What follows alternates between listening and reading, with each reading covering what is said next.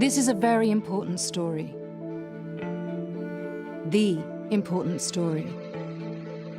In the midst of COVID-19, it's an historic opportunity to look at the facts of the world as it is, and then to focus on the solutions to some of our greatest problems. In the 75 years since the United Nations was founded, the human race has never had to face a set of challenges like we do right now. But together, we can overcome them.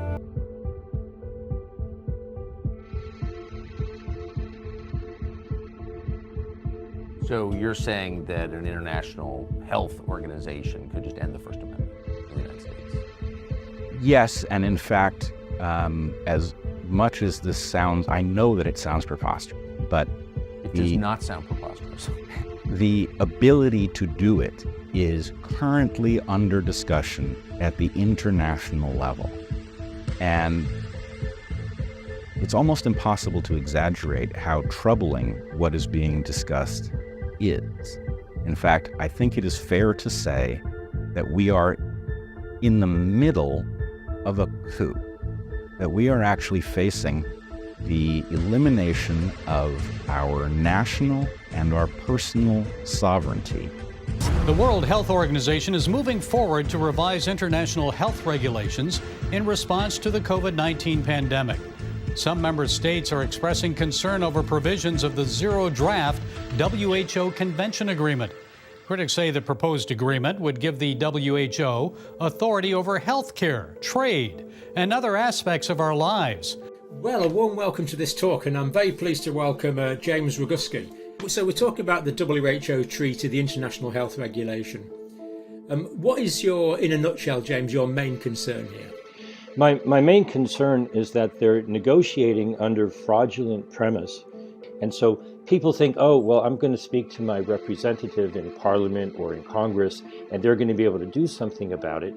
But way back in 1948, certainly in the United States, the balance of power or the checks and balances between the legislative branch and the executive branch got shifted. And so what people don't understand is the amendments that were adopted last year are not like a treaty. They're amendments to an existing agreement, and there will be no signature needed. There will be no vote in Parliament or Congress or the Senate. The structure of how this operates is it is assumed that you're okay with what your delegate agreed to unless you proactively reject them under Article 61 in the IHR. Well, joining us to explain more is Reggie Littlejohn. Hi, Reggie. Before we discuss how this ties into U.S. law, what would approval of this zero-draft agreement mean for people worldwide? You correctly characterized the zero draft as an agreement. That's what they're calling it. They don't want to call it a treaty because they are deliberately trying to subvert the United States and the other countries' treaty processes. So if it's an agreement, all it takes is a signature. It does not take going through our Senate. So people say, oh, don't worry about it. It will never pass our Senate. Well, they are deliberately subverting our Senate process. Signatories must recognize, quote, the central role of the WHO as a directing and coordinating authority on international health work. What do you believe that means? Well, it means that the WHO is able to call the shots if there's any health emergency or potential health emergency anywhere in the world.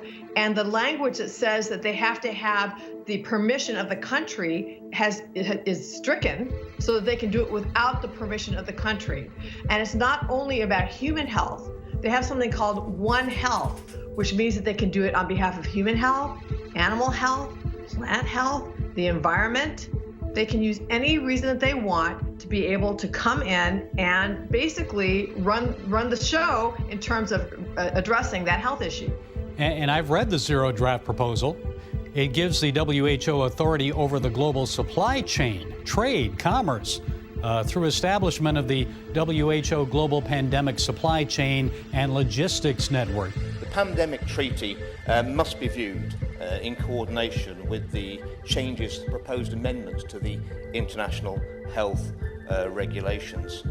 As George Santanea said, that those who fail to learn the lessons of history are doomed to repeat them, and I do have some severe worries that the lessons of the last pandemic have not been learned by the WHO themselves, and we are in danger of giving them more powers to enable them to overreach themselves and repeat those same catastrophic mistakes again. We're bringing in an idea called One Health, and this then extends the ability of the Director General of the WHO to call a public health emergency of international concern, which incidentally is abbreviated to FAKE. So, and it says that he can bring it in on the suspicion, the risk of an international incident. It doesn't even have to be about a pathogen that's affecting humans. It can affect animals. He's taking the powers because of the environment, or an increase in the levels of CO2. I suggest that honourable and right honourable members read the treaty. It's just a massive extension of powers, and at the drop of a hat, one man, Mr. Tedros, can call for massive powers to the WHO. The attempted power grab described by Bachmann involves the World Health Organization, or WHO. Through a series of 307 amendments and a global pandemic treaty, the WHO seeks to gain authority over health decisions of UN member nations that could affect the rest of the world in the case of something like another COVID pandemic. Then they would be empowered to tell us in America, we have to lock down. We have to shut down. We have to close our churches. We have to close our schools. We're mandated to take a vaccine, whether we want to or not. We're forced to mask. We're forced to whatever it is that they tell us that we have to do. We have never before in history, in 5,000 years of recorded human history, we've never seen this level of authority given to an international global body. Those supporting this authority for the WHO, such as top advisor Dr. Abdullah Asiri. The world, however, requires a different level of legal mandates, such as the pandemic treaty, to navigate through a particular pandemic, should one occur, and it will. Well, I want to warn you about a new push from the UN for a new form of global influence.